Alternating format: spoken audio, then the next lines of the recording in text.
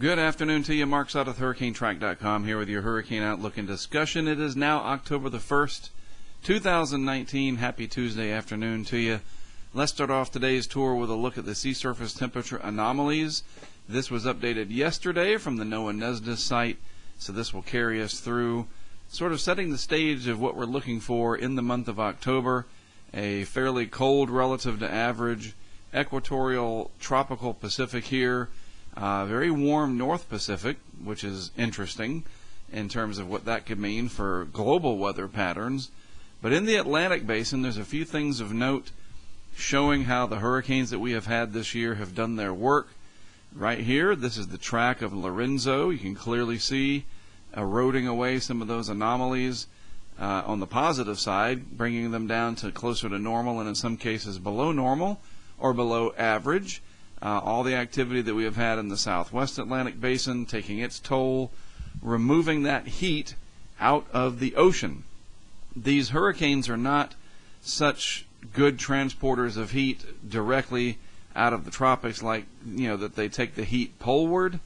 What we think of when they say remove the heat, it's more that they take the heat out of the oceans. That's a good way to look at it. There are much more efficient transporters of air than hurricanes. Hurricanes, even giant Lorenzo, is nothing compared to some of these huge extratropical cyclones that we get way up here in the northern latitudes. Just so you know, this is more of a function of how they can take heat out of the oceans. The oceans get warm, and these tropical cyclones bleed off that energy. And it's a good thing that they do in the long run because, as Dr. Neil Frank once said, I think it was in a NOAA documentary from way back in the 80s, if we didn't have hurricanes, we would probably have something worse. So, where haven't we had any hurricanes as of late? Nothing over here near the Lesser Antilles.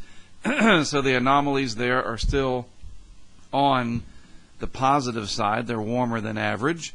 Through the Caribbean and up through most of the Gulf of Mexico, also positive anomalies. The sea surface temperatures a little bit warmer than what we are used to seeing, and that could be enough, and usually is, considering that the ocean heat content is very deep there and very plentiful, to fuel a very busy October in front of us. And bolstering that argument, I keep showing this, the Madden-Julian oscillation, firmly planted now in phase one, not going anywhere over the next couple of weeks, at least according to the ECMWF and its ensemble members.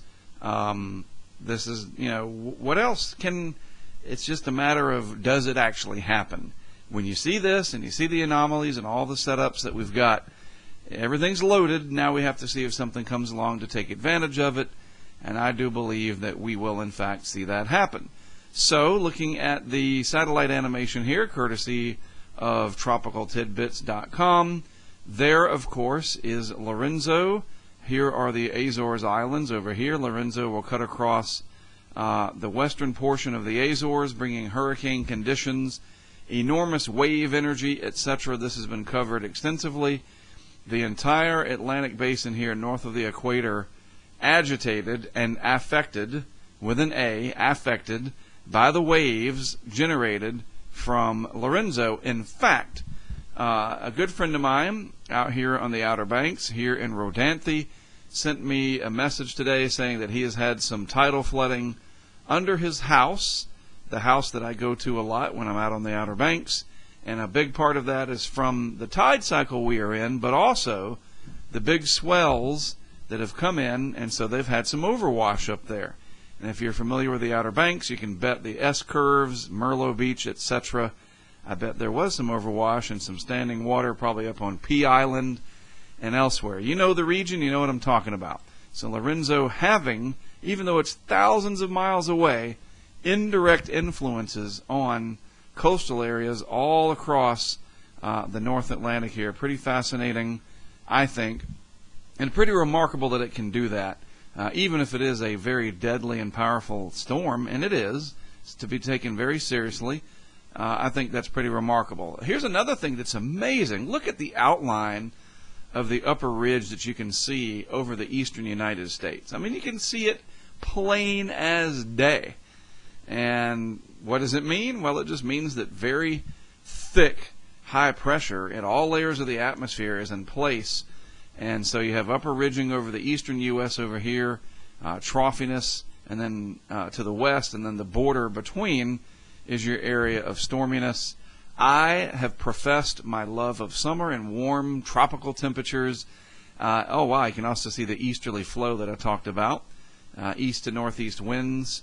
And that too, that northeast flow helps to pile up the water against the coastline. Just going back to the whole Lorenzo wave thing, it's not all waves. You have to have the wind kind of helping a little bit too. But this pattern is really good for warmth, if you like the warm weather, in some cases record-setting over here in the east. What about the tropics? Not much happening, nothing in the main development region right now. Kind of taking a little bit of a break. There is some disturbed weather, maybe a few rain showers. I'd love to hear from our YouTube folks in Jamaica. If you're getting any rain from these pop-up thunderstorms down here, maybe affecting the Caymans. Any cruise interests in this area? No real problems from this system, just the occasional thunderstorm, isolated to scatter in nature, but that's about it. Anybody going down to Puerto Rico, the U.S. British Virgin Islands, throughout the windwards, leewards, Trinidad, Tobago, Barbados, you guys are all looking dry. Dry is good if you don't like rough weather. Dry is bad if you need the fresh water to fill your tanks, your cisterns, and whatever you call them. You need the fresh water. Nothing coming anytime soon, it does appear. And if we look at the vorticity, where we kind of peel back the atmosphere and look underneath it, so to speak, very, very sharp vorticity signature associated with Lorenzo. And here's what I was talking about. That is a giant mid-latitude and high-latitude extratropical storm system. That's a big cyclonic storm system up in the North Atlantic. And as big as Lorenzo is, that's 4 or 5 times the size of Lorenzo. And so this will transport heat and dissipate heat and do all kinds of things in the atmosphere that hurricanes just can't do. As I said, hurricanes are much better at removing the heat out of the ocean. And real quick on that note, if you've seen my Michael video from the 2018 documentary, and I posted it on YouTube as well. You can search for it on YouTube. Hurricane Michael, Mexico Beach, HurricaneTrack. Good keywords, I guess, to find it. And you see how ferocious the wind was whipping the Gulf into Mexico Beach there. Hurricanes do that when they're very intense, especially. They take the water and they whip it into this fine, almost mist, where the ocean atmosphere interface becomes lubricated almost, and it literally transports that warm surface layer into the hurricane. It feeds it into itself, right into that core, extremely efficiently. But when it does that, it moves over that warm water and it takes that surface and cools it off. And that's where the upper ocean heat content comes into play, because if there's more warm water lurking below, shouldn't say lurking, residing below, there we go, that's less of an evil implication. I don't want to ever imply that nature is evil, because it's not, it just is. But underneath is all that warm water. If there's more warm water, what does it do? It just whips up more warm water, and consequently, when that water is cooler and it's exhausted that surface layer, the hurricane's whipping up cooler water and it starts to self-destruct. We have that with upwelling. We saw that in the vicinity of the Bahamas over here, even though it took, painfully long for that to happen with Dorian. It finally upwelled the water and it started to self-destruct. But these are very, very fascinating heat engines, and they do derive that heat from the ocean's surface, and then it's what lies beneath the ocean there, the surface, several tens to hundreds of meters deep, that we call upper ocean heat content, that a lot of times determines their strength. And back to what we're looking at here, nothing to take advantage of that except Lorenzo. Let's change this over to white for a bit. Lorenzo sitting out here, and it'll move up across the Azores into colder and colder water temperatures, and as it whips up those colder water temperatures, it'll begin to transition into a larger storm system resembling what we have here. some vorticity or energy in the atmosphere, spin in the northwest Caribbean Sea. It is curious that this isn't going to latch on and take off.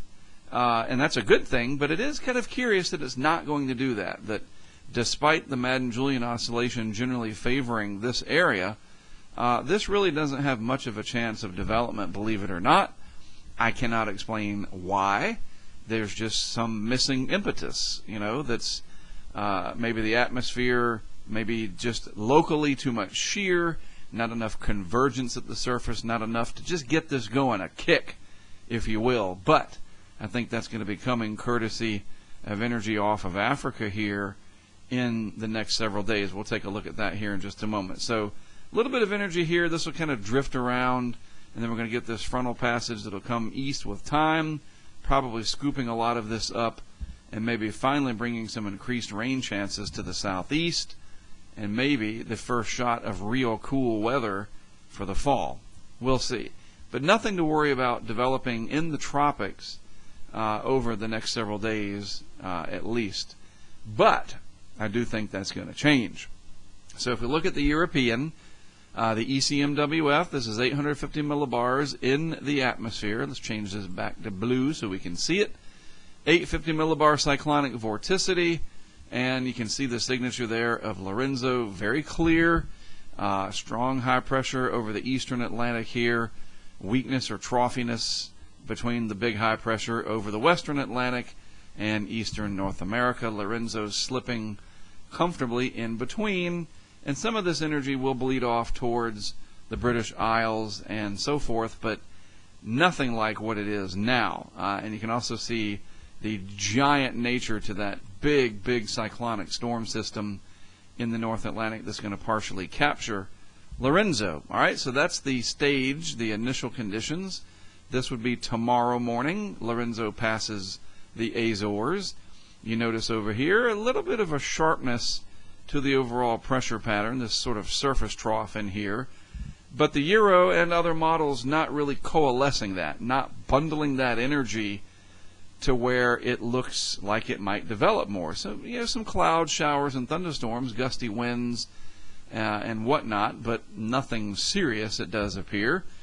48 hours out, this would be valid this coming Thursday morning, and the storm system known as Lorenzo to the west of Ireland over here, very windy, stormy pattern across Ireland and the UK, so be ready for that. You've known about this for days, and now it looks like it's coming. Finally, at 72 hours, this giant ocean storm, thousands of miles across, dominating the North Atlantic.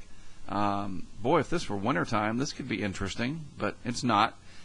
Just more storminess for the North Atlantic between the sword boat fleet that comes out of Gloucester. If you're fans of The Perfect Storm, the book and the movie, October is, they go out and they sword fish, and they call them longliners, and there's other shipping interests across the shipping lanes of the North Atlantic, plus the upper air, right? This is 5,000 feet in the atmosphere, all this windiness and storminess that we're looking at.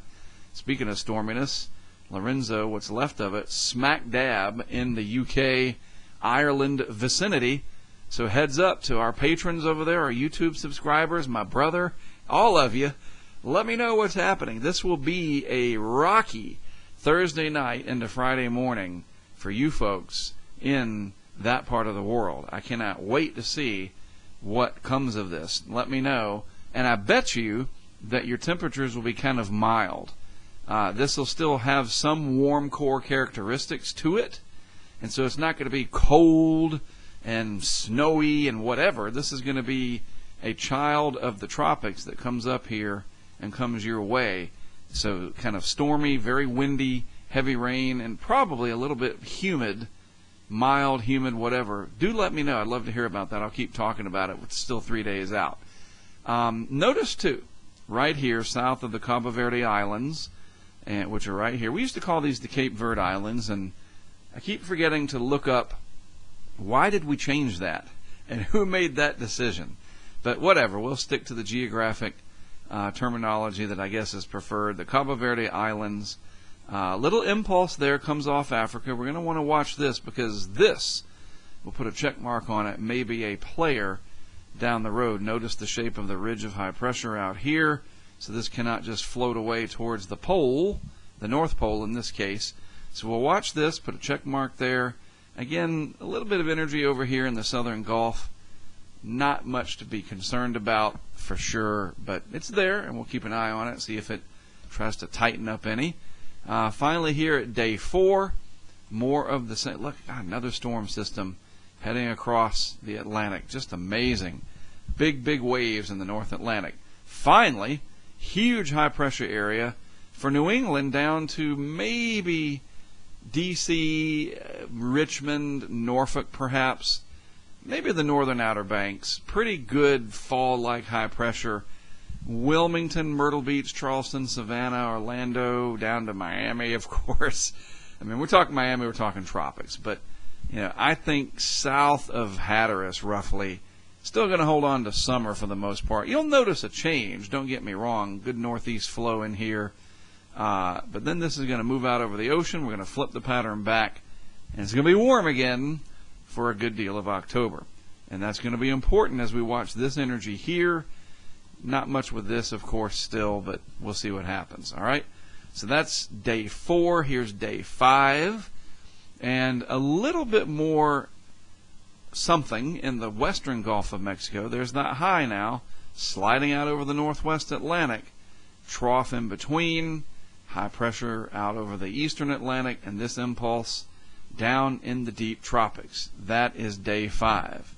All right. What is this one if that's day 5? Oh, that's right. I remember. So this is what it looks like at day 5. Okay, so let's stop here and let's do some comparison.